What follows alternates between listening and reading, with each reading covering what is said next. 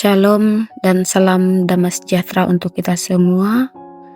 Sahabat BSJD dimanapun berada, saya Prikaris Andika STH dari Resort Nangate Beda akan membawakan kita dalam perenungan firman Tuhan pada saat ini sesuai dengan nas Amanat Kalimantan Evangelis, yaitu dapat dalam kitab Perjanjian Lama, Keluaran pasal yang ke-19 ayat yang ke-10 sampai ayat yang ke-15.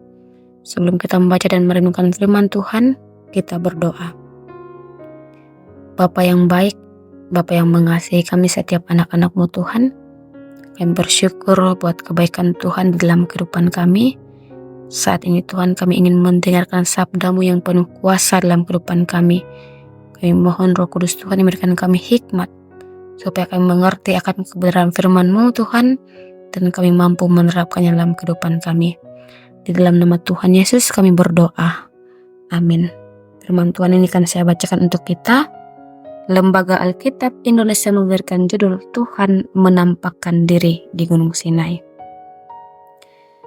Berfirmanlah Tuhan kepada Musa, pergilah kepada bangsa itu, suruhlah mereka menguduskan diri pada hari ini dan besok, dan mereka harus mencuci pakaiannya.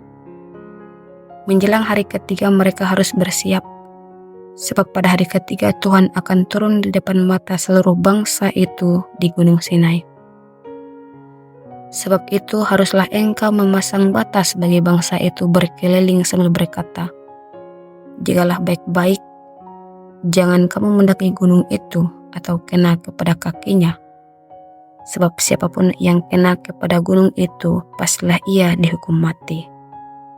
Tangan seorang pun tidak boleh merabanya, sebab pastilah ia dilempari dengan batu atau dipanahi sampai mati, baik binatang, baik manusia.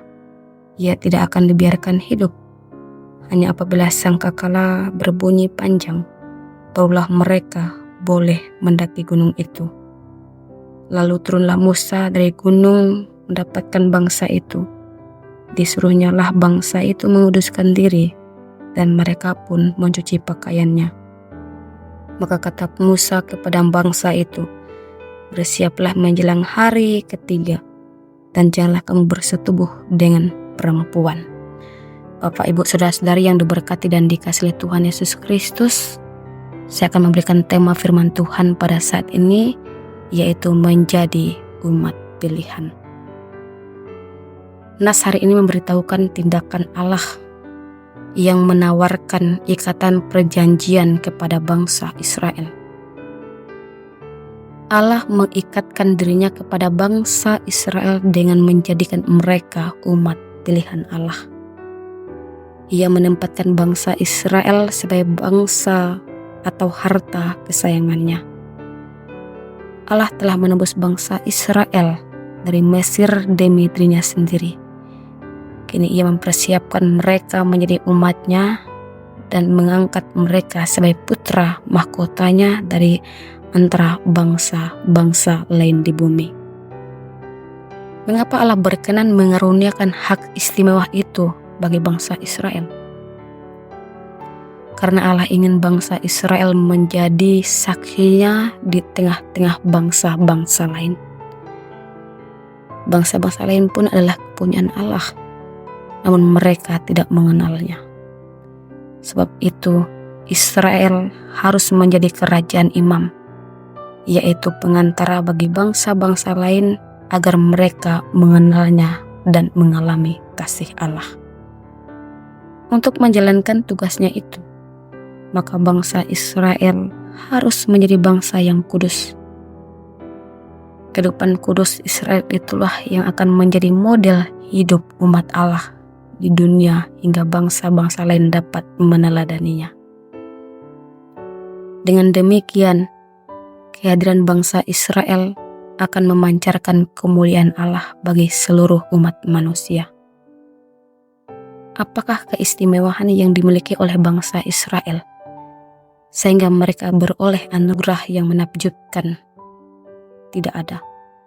Sesungguhnya mereka hanya manusia biasa yang panah dan dapat jatuh dalam dosa. Mereka sama seperti bangsa-bangsa lain, perjanjian Allah adalah wewenang untuk menjadikan mereka sebagai berkat bagi sama bangsa. Nah, Bapak Ibu saudara-saudara yang diberkati dan dikasihi Tuhan Yesus Kristus, gereja dan orang Kristen masa kini pun menyandang status yang sama dengan bangsa Israel. Kita adalah umat kesayangan Allah yang telah ditebusnya melalui Kristus. Kita dipanggil menjadi saksinya di hadapan umat manusia. Peliharalah hidup kudus dalam kehidupan kita sehari-hari, karena Yesus nyata dalam hidup kita ketika kita menjalani hidup kudus.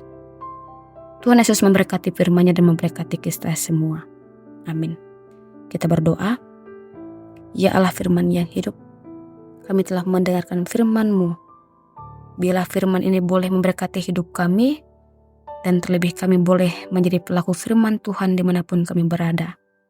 Di dalam dan oleh Yesus Kristus kami berdoa dan bersyukur. Amin.